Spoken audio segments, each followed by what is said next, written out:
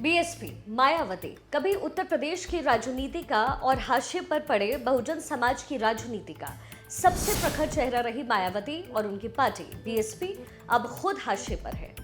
हालिया लोकसभा चुनाव मायावती और उनकी पार्टी के वजूद का चुनाव था। उन्हें यह साबित करना था कि आज पोलराइजेशन के इस दौर में भी उनकी अपने कोर वोटर्स पर एक मजबूत पकड़ है, लेकिन वो वैसा नहीं कर पाए। बल्कि जब बीजेपी की हिंदुत्व की राजनीति के सामने उनका वोटर बेस पहले बीजेपी की तरफ शिफ्ट हुआ और फिर इस चुनाव में जब विपक्ष ने आरक्षण का दांव चला तो वही वोटर चला गया कांग्रेस और समाजवादी पार्टी की तरफ। रही सही कसर पूरी हो गई भीम आर्मी चीफ चंद्रशेखर ने, क्योंकि इस चुनाव में बीएसपी का एक सांसद भी चुनाव नहीं जीता, जबकि चंद्रशेखर न केवल खाता खोलने में कामयाब रहे बल्कि अब वो अपनी पार्टी को हरियाणा से लेकर के पंजाब और जम्मू कश्मीर से लेकर के महाराष्ट्र तक फैलाने का पूरा प्रयास इस समय कर रहे हैं। कुल मिलाकर के मायावती को खत्म मान लिया गया है, लेकिन अब उन्होंने संकेत दिए हैं कि वो आसानी से हार मानने वालों में से नहीं है, क्योंकि उन्होंने पार्टी को दोबारा जिंदा करने की एक रणनीति पर काम शुरू किया है और इस नई उम्मीद की वजह मायावती का अपने पुराने तेवरों में लौटना बताया जा रहा है।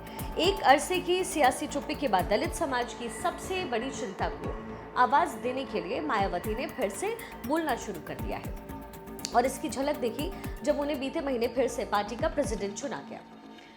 इस दौरान मायावती ने केंद्र सरकार पर जमकर निशाना साधा। SC/ST वर्ग में क्रीमी लेयर के फैसले को लेकर के भी उन्होंने सवाल उठाए, बल्कि 1995 के गेस्ट हाउस कांड का मुद्दा भी उछाला और कांग्रेस को जमकर नकार लगाई।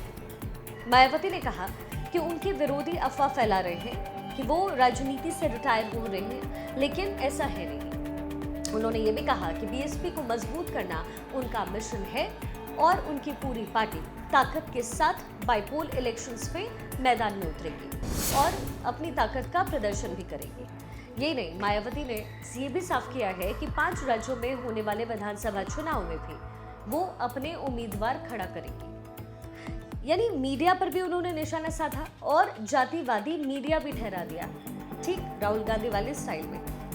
उन्होंने कहा कि जब से पार्टी ने आकाश आनंद को बीएसपी के वारिस के रूप में आगे किया है, तब से जातिवादी मीडिया ऐसी फेक न्यूज प्रचारित कर रहा है कि मायावती जो है वो संन्यास लेने वाली है।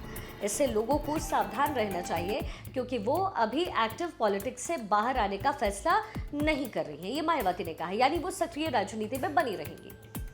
दरअसल विपक्ष ने बीएसपी पर बीजेपी की बी टीम होने का जो आरोप लगाया वो उनके साथ कुछ इस तरीके से चिपक गया है कि उसको छुड़ाना उनके लिए मुश्किल हो रहा है। ऐसे में बसपा से नाराज दलित वोटर या तो कांग्रेस की तरफ इंक्लाइंड हो गए या फिर भीम आर्मी की तरफ। ऊपर से मायावती की चुप्पी ने मामला और खराब कर दिया।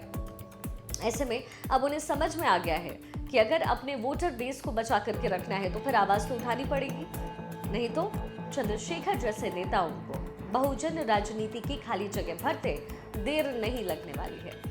बीजेपी के खिलाफ तीखे तेवर अपनाने वाले आकाश आनंद को दोबारा से पार्टी में बड़ी जिम्मेदारी दे करके मायावती ने यह भी तय किया और ये भी कहा कि साफ करते हुए कि ये मैसेज दिया, साथ ही खुद भी पूरी ताकत के साथ वो एक्टिव होने का संदेश दे करके उन्होंने अपने वोटर्स को भी मैसेज दे दिया कि बहुजन राजनीति का सबसे बड़ा चेहरा वही है और दलित मतदाताओं को कहीं और जाने की जरूरत भी नहीं है। यही नहीं, अब मायावती सिर्फ दलित वोटर्स के साथ ओबीसी वोटर्स की तरफ में इंक्लाइंड नजर आ रही हैं और लौटने की कोशिश कर रही हैं। यानी वो एक बार फिर से सोशल इंजीनियरिंग के मॉडल को आगे लेकर के जाना चाहती है, ठीक उसी तरीके से जैसे 2007 में सतीश चंद्र मिश्रा को आगे रखने से उन्हें ब्राह्मणों का समर्थन भी हासिल हुआ था। हालांकि राजनीतिक विश्लेषकों का कहना है कि पार्टी का दोबारा रिवाइवल, वो भी इस दौर में जब कांग्रेस से लेकर के समाजवादी पार्टी पूरी ताकत के साथ जाति की राजनीति कर रही है, काफी मुश्किल लगता हुआ नजर आ रहा है। हालांकि मायावती सियासत की पुरानी खिलाड़ी है, ऐसे में इस बदली हुई रणनीति पर सबकी नजर बनी हुई है, राहुल की भी, अखिलेश की भी और बीजेपी की भी, क्योंकि अगर वो अपने वोट बैंक को वापस पाने में कामयाब रही तो उत्तर प्रदेश की नहीं बल्कि पूरे देश की पॉलिटिक्स पूरी तरीके से बदल जाएगी।